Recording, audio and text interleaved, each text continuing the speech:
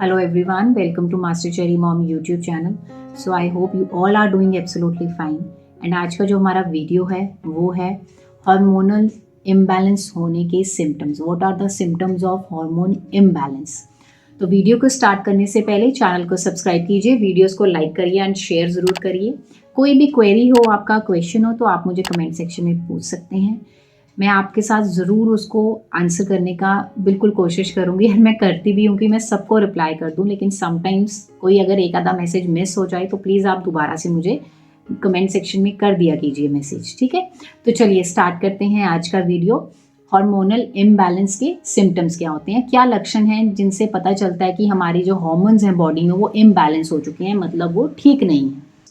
तो मुझे ना क्या होता है कि काफ़ी ऐसे कमेंट्स आते हैं कि मैम मेरी लास्ट पीरियड डेट ये थी, तो अब मेरी पीरियड डेट ये है, ये थी तो लेकिन मेरे को पीरियड्स तो आए नहीं है, 2-3 डेज़ ऊपर हो गए हैं, तो क्या मैं प्रेग्नेंट हो गई हूँ, क्या मैं चेक करूँ कि ना करूँ.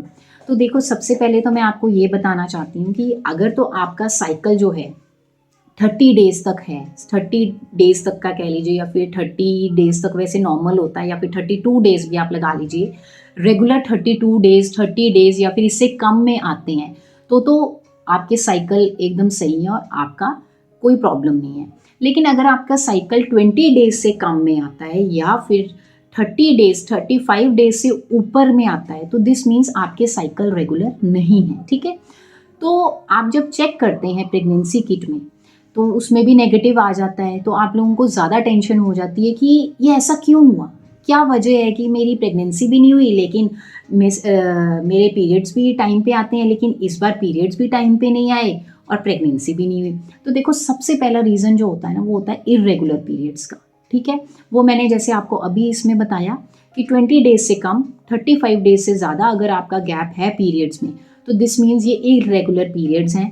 तो ये जो है, जो हार्मोन्स होते हैं हमारी बॉडी में, प्रोजेस्टेरोन, एस्ट्रोजन, इनका लेवल हिलता है, ये नॉर्मल नहीं रहते हैं, तो इसलिए पीरियड जो है रेगुलर नहीं आते हैं. और जब आपका पीरियड रेगुलर नहीं होगा तो बट ऑब्वियसली आपको ओव्यूलेशन भी नहीं हो रही है. अगर हो भी रही है तो वो उस लेवल में, उस अच्छी क्वालिटी का एग है ही नहीं कि आप कंसीव कर पाएँ, ठीक है. तो ये चीज़ आपने सबसे पहले नोटिस करनी है. तो सबसे पहले आपने यही चीज़ नोटिस करनी है, आपका साइकिल कितने डेज का है, ठीक है. अब अगर आपका साइकिल रेगुलर नहीं है तो घबराना नहीं है. इसमें एक और चीज़ मैं ऐड करती हूँ.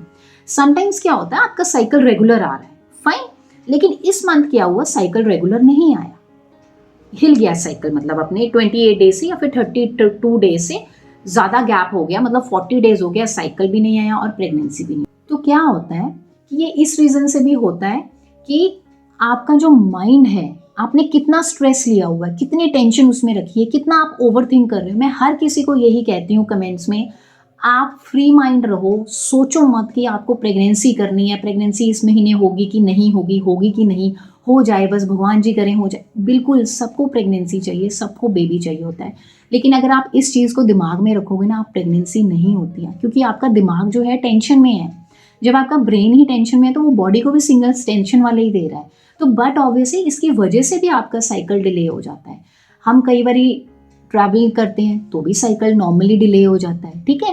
तो अगर आपका साइकिल इर्रेगुलर है, रेगुलर है, सबको रेगुलर आ रहा है, लेकिन इस मंथ आपको इर्रेगुलर हो गया, तो ये इस रीज़न से हो सकता है, स्ट्रेस की वजह से भी हो सकता है, आपने शायद कहीं ट्रैवलिंग की हो, या फिर आपने डाइट भी आपकी हिल गई हो थोड़ी, आपने अनहेल्दी डाइट ली हो, तो भी हो जाते हैं. लेकिन अगर इर्रेगुलर है तो आपने अपने साइकिल को सबसे पहले रेगुलर करना है. वो कैसे करेंगे, देखो, सबसे पहले तो आप एक्सरसाइजेस करिए, वॉक करो 45 मिनट्स की और एक्सरसाइज करो.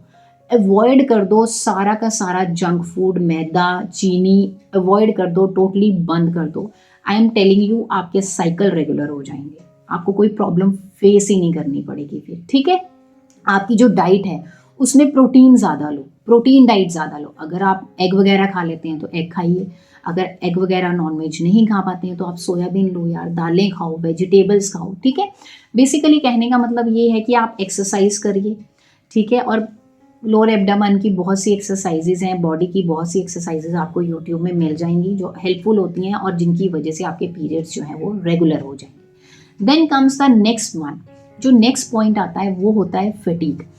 अगर आपको थकावट हो रही है, ठीक है, आपने थोड़ा सा काम किया, आपको थकावट हो गई, तो ये भी एक सिम्टम है कि हाँ आपके हार्मोन्स जो हैं वो इम्बैलेंस हो चुके हैं, वो ठीक नहीं है। आप थक जाते हैं, आपको थका थका महसूस होता है, काम करने का भी दिल नहीं कर रहा होता। इवन समटाइम्स तो क्या होता है, HB भी लो होता है, ठीक है, या फिर आपका विटामिन B12 भी लो है। और क्या समटाइम्स तो हार्मोन्स ऐसे इम्बैलेंस होते हैं कि आपका एस्ट्रोजन अगर कम होता है तो उसकी वजह से भी आपको क्या है, ये प्रॉब्लम फेस करनी पड़ती है थकावट की। और एस्ट्रोजन का लेवल अगर कम हो जाए या फिर इवन प्रोजेस्टेरॉन का भी कम ज़्यादा एक्सेस में हो जाए तो उसकी वजह से भी हार्मोन्स इम्बैलेंस होते हैं, ठीक है। तो ये भी एक सिम्टम है कि आपको थका हुआ फील होता है। जैसे मैं अपनी बात बताती हूँ, जैसे मैं थोड़े टाइम पहले की बात है कि मैं सोई हूँ, जैसे रात को प्रॉपर मैंने अपनी 7 to 8 आवर्स की 7-8 घंटे की नींद ली है, लेकिन जब मैं सुबह उठती थी ना तो मुझे थका थका लगता था, मैं फ्रेश नहीं उठती थी, मतलब मुझे लगता ही नहीं था कि मैं सो के उठी हूँ। फिर मैंने डॉक्टर को दिखाया, उन्होंने मेरे टेस्ट किए तो उसमें पता चला कि मेरा जो विटामिन B12 है वो कम हो चुका है। तो फिर मुझे विटामिन B12 की मेडिसिन दी गई और उसके बाद आई एम परफेक्टली फाइन। लेकिन जब आपको आपकी बॉडी कुछ बता रही है ना, हमारी बॉडी हमें बताती है कि हाँ ये चीज़ हो रही है, तो उस चीज़ को हमने ठीक करना होता है टाइम से पहले। लेकिन अगर टाइम ही निकल जाएगा और प्रॉब्लम खड़ी हो जाएगी तो वो अल्टीमेटली हमें ही दिक्कत देती है, ठीक है। तो फैटीग भी एक सिम्टम है हार्मोनल इम्बैलेंस होने का। नेक्स्ट बात करते हैं ओबेसिटी, या फिर आप कह लीजिए वेट गेन, ठीक है। क्या होता है, समटाइम्स ना कुछ फीमेल्स कहती हैं कि हमें ना भूख ही बहुत ज़्यादा लगती है, ठीक है, बहुत एक्सेस में भूख लगती है, तो वो खाते जाते हैं, जो भी आ गया मतलब खा लिया। मेरी भी इवन ये हैबिट थी पहले बिफोर मैरिज, ठीक है, कि बस जो आया खा लो, बस भूख लगती है, बहुत भूख लगती है। तो क्या होता है कि अगर तो जैसे आजकल विंटर्स हैं, आप ड्राई फ्रूट ज़्यादा खाते हैं, जैसे पंजीरी वगैरह इस टाइम पे बहुत बनती है, गरम गरम चीज़ें खा रहे हैं, है ना। अगर तो आपका वेट गेन इस हिसाब से हो रहा है, जैसे आपने फैटी फूड खाया है, ज़्यादा फैट वाला खाना खा रहे हो, अगर तो आपका वेट गेन धीरे धीरे हो रहा है, मतलब 4 to 5 मंथ्स में, या फिर आप कह लीजिए महीने में आपने 1 किलो गेन कर लिया, तो कोई बात नहीं, कि आपको पता है कि हाँ आपने डाइट जो है वो फैटी ली है। लेकिन अगर आपका वेट एकदम से 1-2 महीनों में ही 5 to 7 kgs बढ़ गया है, तो दिस मीन्स ये हॉर्मोन्स में कोई प्रॉब्लम आ रही है जिसकी वजह से आपका वेट गेन हुआ है एकदम से।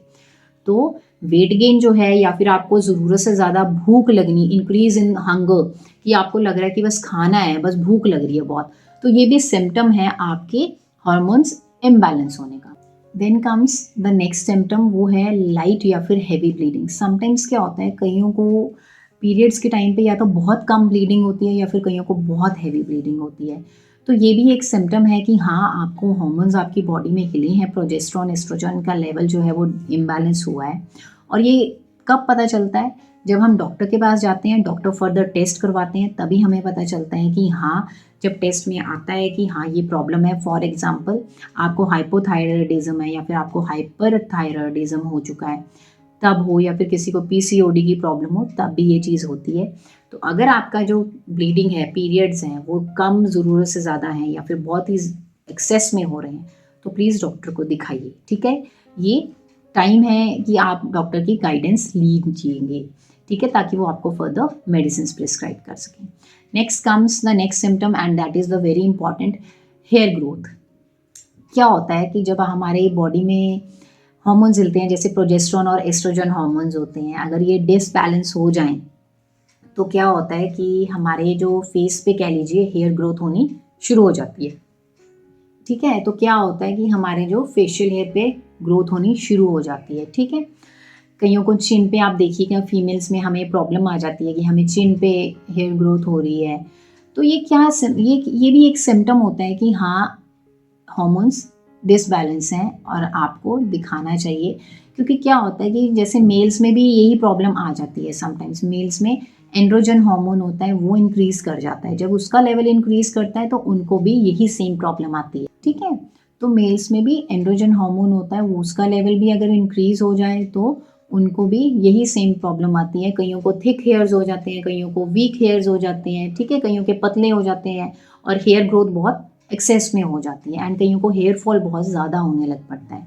तो आपने इस चीज़ के लिए भी आपने डॉक्टर को कंसल्ट करिए ठीक है, वो आप साइड बाय साइड ये ज़रूर कर सकते हैं, आप डाइट अच्छी लीजिए, जैसे मैंने पहले बोला, आप वेजिटेबल्स, फ्रूट जो सीजन्स के हैं वो खाइए, फ्रेश खाइए एकदम, ठीक है, सैलड्स खाइए ज़्यादा, तो ये डेफिनेटली हेल्प आउट करता है।